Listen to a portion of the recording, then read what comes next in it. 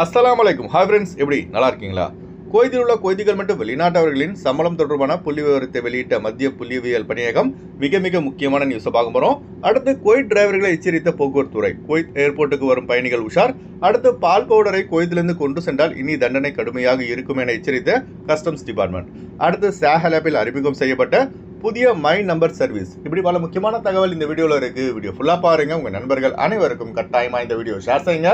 இப்போ வாங்க குவைத்துடைய மிக முக்கியமான நியூஸ் பார்ப்போம். இனி சாஹல் அப்ளிகேஷனில் உள்ள புதிய மை நம்பர் சர்வீஸ் மூலம் குவைத்திகள் மற்றும் வெளிநாட்டவர்கள் உங்கள் பெயரில் எத்தனை சிம் கார்டுகள் ஆக்டிவாக உள்ளது என்பதை தெரிந்து கொள்ள முடியும். அதுபோல உங்களுக்கு தேவை இல்லாத சிம் கார்டு ஏதாவது ஆக்டிவாக இருந்தால் அதனை அன்பிளாக் செய்யும் ஆப்ஷன் கொடுக்கப்பட்டுள்ளது.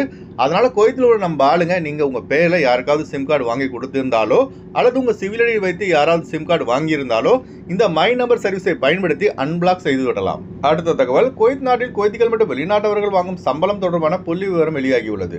மத்திய புள்ளியியல் பணியகத்தின் தரவுகளின் அடிப்படையில் குவைத்திகள் சராசரியாக மாதம் 1592 குவைத் தினாரை சம்பளமாக பெறுகிறார்கள். அதாவது இந்திய ரூபாய் மதிப்பில் பார்த்தீங்கன்னா சுமார் 4,90,000 ரூபாய். அதுபோல கடந்த ஆண்டை விட இந்த ஆண்டு குவைத்திகளின் சம்பளம் உயர்ந்துள்ளது குறிப்பிடத்தக்கது. குவைத் முழுவதும் பார்த்தீங்கன்னா 4,35,000 குவைத்திகள் தனியார் மற்றும் அரசாங்கத்துறையில் வேலை செய்வதாக புள்ளி விவரம் தெரிவிக்கிறது. இதுவே வெளிநாட்டவர்களின் சம்பளம் சராசரி பார்த்தீங்கன்னா 352 குவைத் தினார் என புள்ளி விவரம் தெரிவிக்கிறது. அதாவது இந்திய ரூபாய் மதிப்பில் சுமார் 1,08,000 ரூபாய். 1000 தினார் 2000 தினார் சம்பளம் வாங்கும் ஒயிட் காலர் ஜாபில் உள்ள வெளிநாட்டவர்கள் குவைத்தில் இருக்காங்க. இப்போ வெளியான சம்பள லிஸ்ட்ல உள்ள யார் என்றால் 75% குவைத்தில் உள்ளவர்கள், அதாவது ஷூன் விசா தொழிலாளர்கள். அதுபோல குவைத்தில் உள்ள ஹாதி விசா தொழிலாளர்கள், அதாவது வீட்டு வேலை செய்யும் தொழிலாளர்களான ஹவுஸ் டிரைவர்கள் சராசரியாக 100 முதல் 200 குவைத் தினார் வரை சம்பளம் பெறுகிறார்கள். தபாக் வேலை செய்யும் தொழிலாளர்கள் 100 முதல் 180 குவைத் தினார் வரை சம்பளம் பெறுகிறார்கள். எனக்கு தெரிஞ்சு குவைத்தில் 24 ஹவர்ஸ் வேலை செய்யும் தொழிலாளர்கள் யாருன்னு கேட்டால் ஹாதி விசா தொழிலாளர் தாங்க. இவங்களுக்கு நேரங்காலம்லாம் கிடையாது. இரவு 12 மணிக்கு எல்லா ஷக்கல் செய்யாரா சொன்னா ஆனால் மாயக்தர்னு சொல்ல முடியாது, வேலை செஞ்சு தான் ஆகணும். குவைத்தில் நல்ல உள்ளம் கொண்ட அரபி வீடுகள் பல இருந்தாலும் சில சரியில்லாத வீடுகளும் இருக்கத்தான் செய்கிறது. இந்த வீடியோ பார்க்குற நீங்க உங்க அரபி வீடு நல்ல வீடா இல்ல சரியில்லாத வீடா என்பதை மறக்காம கமெண்ட்ஸ்ல பதிவு செய்யுங்க. அடுத்த தகவல், குவைத்தில் உள்ள வெளிநாட்டவர்களை குவைத்தின் கஸ்டம்ஸ் டிபார்ட்மெண்ட் மீண்டும் ஒரு முறை எச்சரித்துள்ளது. அதாவது குவைத் நாட்டில் ரேஷன் பொருட்களாக வழங்கப்படும் அரிசி, பருப்பு, சக்கரை, சமையல் எண்ணெய் மற்றும் பால் பவுடர் ஆகியவைகளை குவைத்திற்கு வெளியே விமானம் வழியாகவோ தரை வழியாகவோ அல்லது கடல் மார்க்கமாக கொண்டு செல்லப்படுவது கண்டுபிடிக்கப்பட்டால் அவர்கள் மீது கடும் நடவடிக்கை எடுக்கப்படும் என குவைத் கஸ்டம்ஸ் டிபார்ட்மெண்ட் எச்சரித்துள்ளது. சமீப நாட்களாக பார்த்தீங்கன்னா குவைத் பார்டரில் அதிக அளவில் பறிமுதல் செய்யப்படும் ரேஷன் பொருட்களை தடுக்கவே தீவிர நடவடிக்கை குவைத் அரசு எடுத்து வருகிறது. அதனால குவைத்தில் உள்ள நம்ம ஆளுங்க மாமா கொடுத்தாங்க பாபா கொடுத்தாருன்னு ரேஷன் பொருட்களை குவைத்திலிருந்து கொண்டு வராதிங்க. கஸ்டம்ஸ் டிபார்ட்மெண்ட்டை பிடிபட்டால் அவ்வளவுதான், உங்கள் மீது கடும் நடவடிக்கை எடுக்கப்படும்.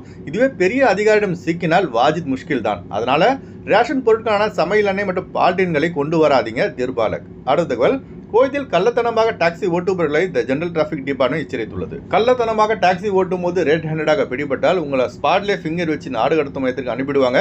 அதன் பிறகு குவைத் மட்டும் கிடையாதுங்க, சவுதி அரேபியா, கத்தார், பஹ்ரைன், அரபு எமிரேட்ஸ், ஒமன் போன்ற எந்த ஒரு ஜிசிசி நாடுகளுக்கும் வேலைக்கு செல்ல முடியாது. அதனால குவைத்திற்கு நீங்க எந்த வேலைக்கு வந்தீங்களோ அந்த வேலையை மட்டும் செய்யுங்க. எக்ஸ்ட்ரா சம்பளத்துக்கு ஆசைப்பட்டு ரிஸ்க் எடுத்து மாட்டிக்காதீங்க.